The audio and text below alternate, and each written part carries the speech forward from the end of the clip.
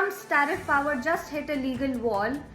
A US court says that most of them are illegal, and it's happening right when India is battling a massive 50% tariff.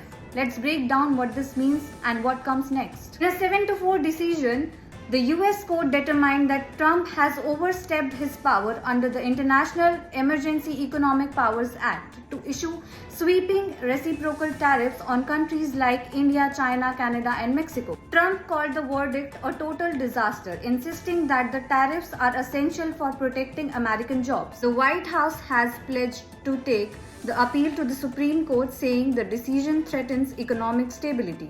This ruling follows a May decision from the US Court of International Trade in BOS Selections versus US, which found International Emergency Economic Powers Act does not authorize broad tariffs, thus setting the stage for the current appeals court finding.